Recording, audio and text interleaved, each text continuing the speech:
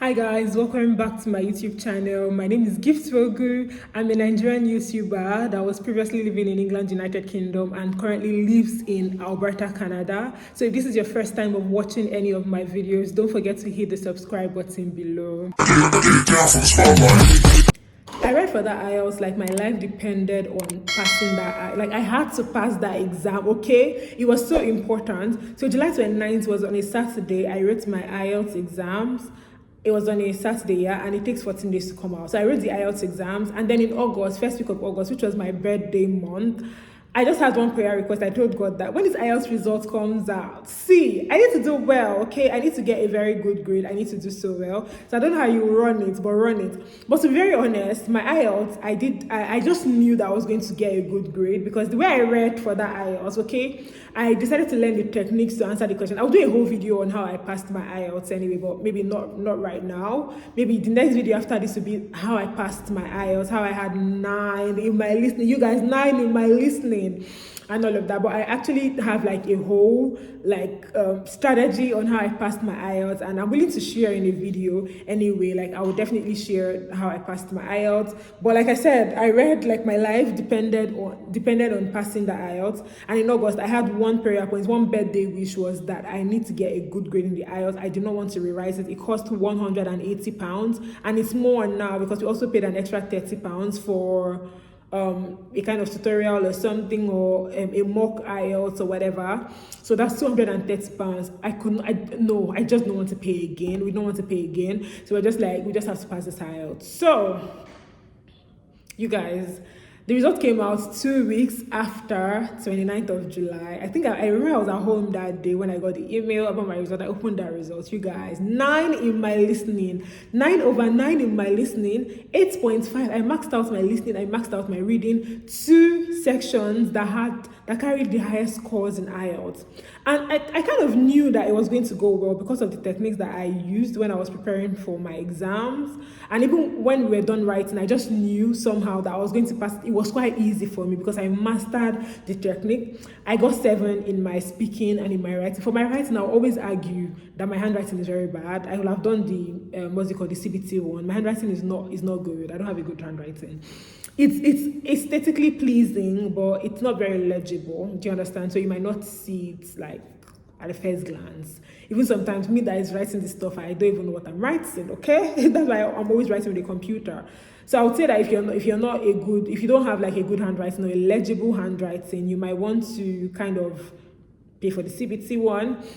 But I will do a video on how I was able to pass my IELTS, how I was able to have 9 in my listening, 9 in listening. You guys, I was so happy. 9 in my listening and 8 in my reading. So immediately, like when we got the IELTS, I think that night or everything, we entered the pool. We entered the pool in August, second week of August, mid-August. I think 15th of August, we entered the pool. And then we were waiting. So I had over 3 years of experience in marketing communications, and then I had 1 year plus of experience in healthcare. So I entered the pool, and we had to wait. But then my primary occupation was marketing communications, and my secondary occupation was healthcare because I had 1 year of experience. August went, nothing happened. September, they did a draw. In September, it was the healthcare draw, and I would have gotten it, but the reason I did not get it was that my primary occupation was in marketing communications, and for the draw, it was Ontario, a province in Canada, that did the draw, and the score was so low, I would have definitely gotten it. But the good thing was that, it's a good thing now, the good thing was that my primary occupation was in marketing communication. So if I had changed my primary occupation to healthcare, I would have gotten from that draw, but I did not get. So I felt very, very bad when I didn't get it. I was like, and Canada introduced the thing called the category-based draws last year. So category-based draws, they are focused on 6 categories: healthcare, tech, agri, trade, transport, and French speaker. So if you don't fall under these categories, you probably most likely never get invited to apply for permanent residency in Canada. I said most likely, I don't say you will never. Please. Like I said, people are always angry, so it's possible. I don't know. Like I have no idea anyway. So let's just get that out of the way. Anyway, so I didn't get that Ontario draw in September.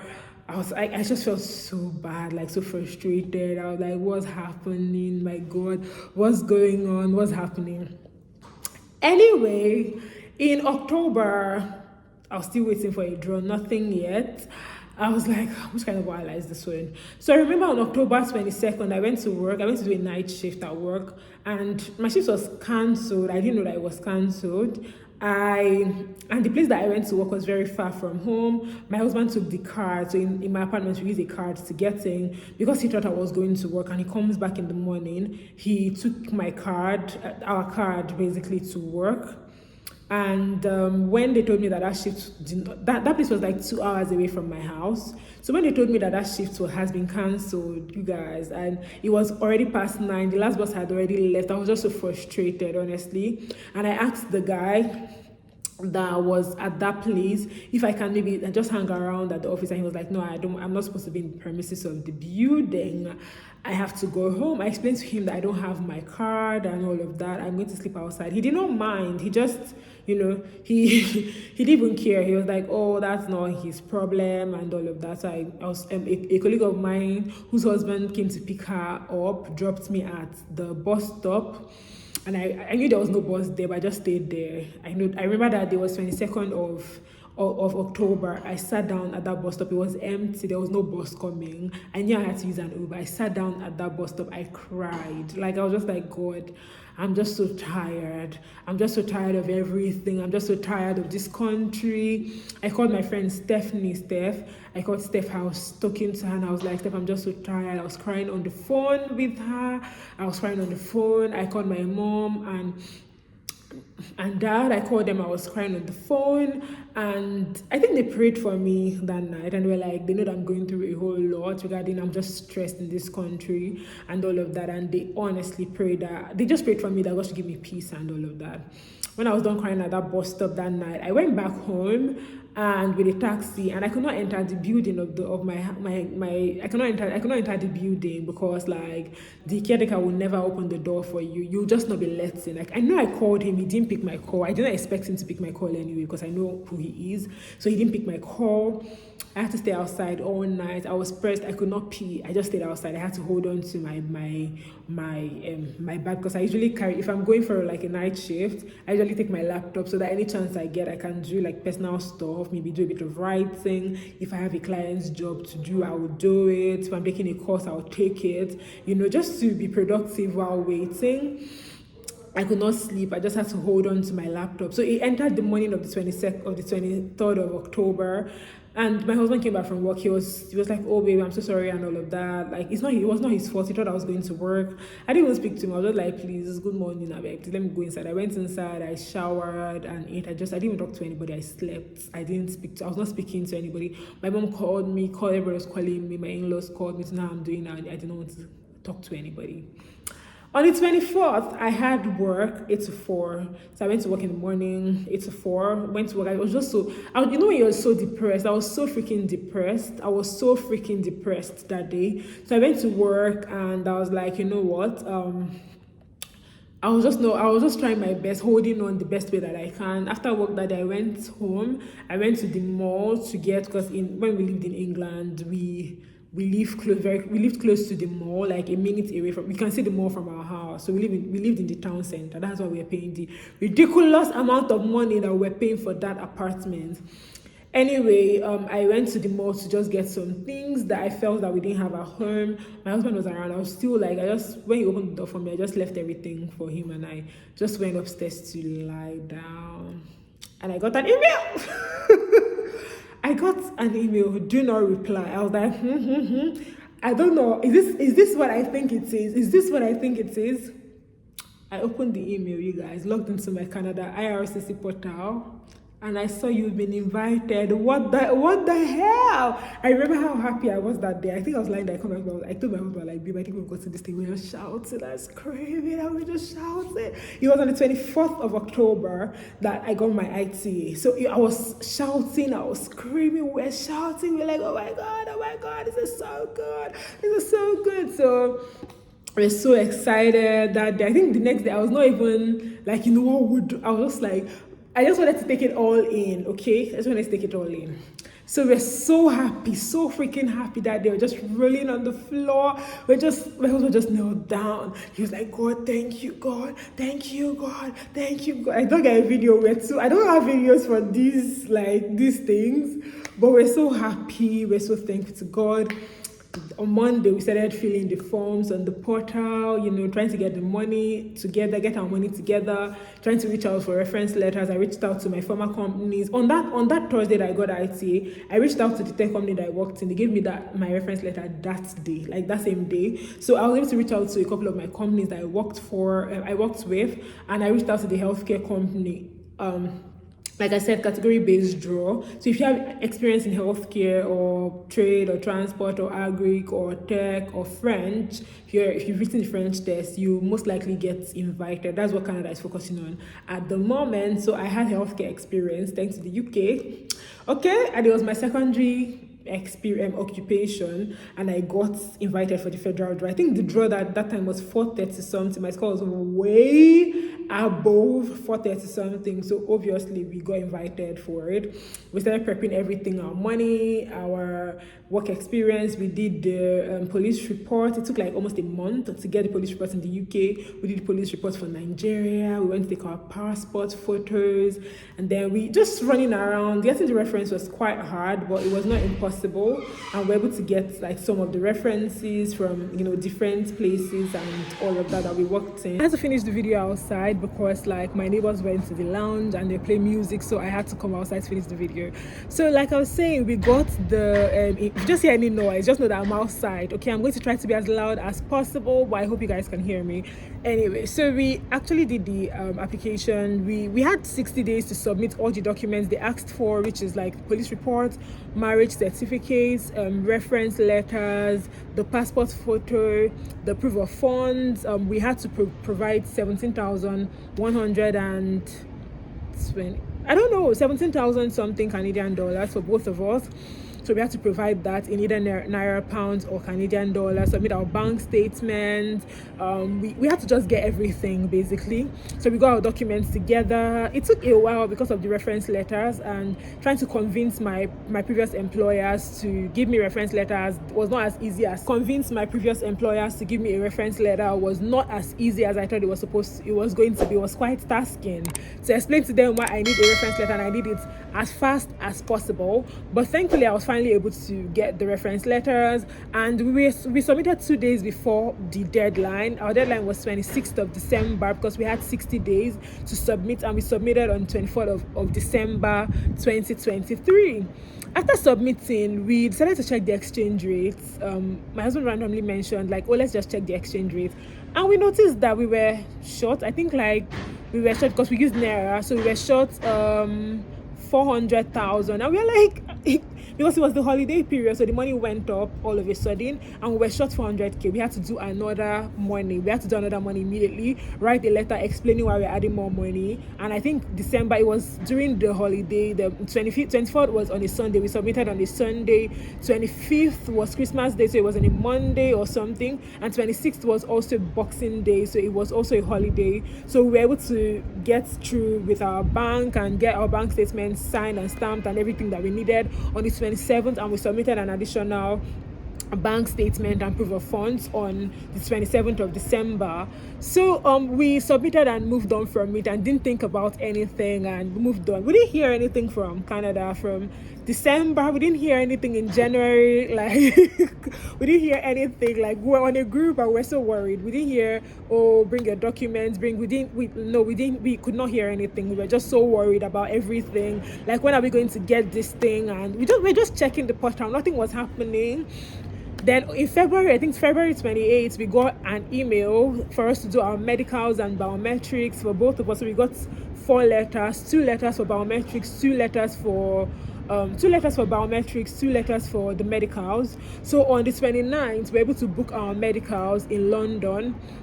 The medicals takes 4 to 5 days for you to pass it. So we did our medicals. First of all, we did our medicals in London. I think Knightsbridge Hospital in London. We paid £350 or £350 per person. So for both of us, it was £700. And I forgot to mention something. When we submitted on the 24th of September, we paid an application fee of, I don't know exactly how much it is, but I know for the both of us, for our application fee, right to permanent residency, and our biometrics fee, was together. We paid 2,300 Canadian dollars for both of us for these three fees, which was way less than the amount of money one person would pay for post-study in the old rate, though, not even in the new rate. Anyway, so that was like the main payment that we did before we submitted. And then for the biometrics, we didn't pay for the biometrics because we had paid for it already. We just paid for our medicals, which was done on the 29th of February. We paid £350 per person. And then the Monday, that was the 4th of March, we did our biometrics. We didn't pay any money for the biometrics, but we booked the biometrics online at the VFS London. Is it TLS or VFS? One of the TLS or VFS office in London. We booked online, and we had the opportunity to like pay for our biometrics and to do our biometrics. So after doing the biometrics, my husband passed his medicals on the 2nd or 3rd of March. I passed my medicals on the 7th of March or the 6th of March. We did not hear anything from Canada. Nothing. It was absolute silence. I was so worried, because my mates in Ottawa, they will do biometrics and medicals. When they pass their medicals, they are getting like their final decision and PR, confirmation of permanent residency. And me, it's absolute silence. So me, I'm the chief queen mother of anxiety. So I was so freaking worried about it, and I'm like, you know what, I'm going to call them to know what's happening. Let me know where my application is, because from my calculation, I was like, you know, I am going to get this thing by this time, and after getting this thing by this time, I'm definitely going to move to we already had big plans, okay? And I thought I was in Ottawa, because like I have friends that are also in the UK, that were also in the UK, that did the PR together with us, and most of them had gotten, do you understand? Like they were in Ottawa, so we tried to use the calculation. But one thing I've noticed with regards to Canada is that everybody's application and timeline is not the same thing. So everybody's application is unique. So don't use somebody's timeline to be calculating your own, okay? Anyway, we made a call, and I was like, oh, my application is in Ottawa. I know it's not in Montreal. It was in Montreal. And I don't know if you know how like Canada PR thing works. Montreal is like, I won't say that it's a bad office, it's just like a slow office. It's not as fast as Ottawa. So I was like, I was so worried. I was like, who moved my application? Why is my application in Montreal? Who put it there? I was so angry. Like, why is it there? It's not supposed to be there. It's supposed to be in Ottawa. Who knows? Then I joined the Montreal group, people that were waiting for their confirmation of permanent residency from Montreal. And then I've seen stories that are scared. People waited 6 months 5 months to get their PR. I'm like, I don't even know again. I was so worried. And then exchange rate was now going up, so the money that we already had was no longer enough. We had to add more money. I think we were almost like 8 million short. I'm like, please, where the 8 million short from where? From which place now? Where we get this money from, please? Anyway, we waited since that March, ending of March, nothing, the absolute silence, nothing. I called again in April. I was like, what's happening to my application? Like, they're like, oh, you know, it's within the timeline, like, we're not late, it's within the application processing time. I was like, good of people, there are other people that we submitted before them, they've all gotten. People that submitted in March, they started getting. People that submitted in February, they started getting. Why are we not getting? I was like, the person was like, oh, every application is unique. Don't use another person's timeline to compare with yours. Just a whole lot of stuff. I was like, whatever. Anyway, that's how we decided to like move on from it and move our minds from it. April 15th, I was at home. I had come back from work. I got an email I just saw a do not reply email. I'm like, what do they want this time? They're like, oh, additional documents required. They wanted me to add more money that I was short. My proof of funds was short, so they wanted me to submit a bank statement of 6 months, showing that I've added the money. I've done what I'm supposed to do regarding the proof of funds. So that was on the 15th. On the 16th, the money came from, it just came. I got the letter asking for more money on the 15th On the 15th, I think around 8 p.m. or something. On the 16th, we were able to get everything, like the money. We got the gift deed from the parents that gifted us the money. We got a bank reference letter, a bank statement signed and stamped, and then we wanted to get a letter of non-indebtedness, but the bank said it would take like another day. It's not, you cannot get it that day that you asked for it. So, and especially as my branch was in Port Harcourt, not in Lagos. So on the 17th, which was the next day, we reached out to the bank and all of that, and then we're also writing a letter of explanation that's explaining the whole money, like, oh, like I had this money previously, and then like I got this money, I'm adding this money to my application, is this amount of money in Canadian dollars, is way more than this, just explaining everything step by step in detail. After explaining that, I submitted on the 17th evening. I think on 17th evening. On the 18th morning, April 18th, we got a letter. We got an acknowledgement by 11 that they've received the document I sent yesterday. And on the 18th, that same day, in the evening, I was at work. I was having a miserable ass day, miserable day, and I got a do not reply email. I was like, okay. I was at work and I just saw the email. I was like, I have to open this email. So I was just stylishly trying to open the email. I opened it and I was like, I saw my final decision, and then I saw my ready for visa. Like, that's the letter inviting you, saying you should submit your passport, and then if your situation has changed, like you're no longer married, your partner is dead, or if you're now divorced, whatever, separated, you should tell them now. If you've had a child or if you've gotten married recently, tell them now. So we got the ready for visa letter on the 18th of April, and that was on a Thursday. It's like good things happen on a Thursday, because it was on a Thursday that I actually got the letter, the invitation to apply for permanent residency. So on the Monday, we went to submit our passports with Royal Mail to the VFS office in London, and in 2 weeks after that, we got our passports back, signed and stamped. So that is my PR story. It's very, very long. I just wanted to be as detailed as possible, and I hope you guys enjoy watching it as much as I loved to talk about it. I've always wanted to do this story. I'm so excited. Anyway, thank you so much for watching. Don't forget to like, share, and subscribe to my YouTube channel, and follow me on Instagram at I am Giftwogu, and on TikTok at Giftwogu. I also have a blog, so subscribe to my blog. It's giftwogu.com. Thank you so much for watching, and till I come here again next time, be good, be nice to your neighbors. And if you want to see any comment, if you want any video, if you have any video idea for me, please leave it in the comment section. And if you want me to answer any question that you have, leave it in the comment section. And if you want to read more about my PR story, I have like a detailed blog post that I wrote about this, which is on my blog giftwogu.com. So please go and read the blog post. Thank you so much for watching this video. Till I come your way again next time, be good, be nice to your neighbors, and welcome to Canada, okay?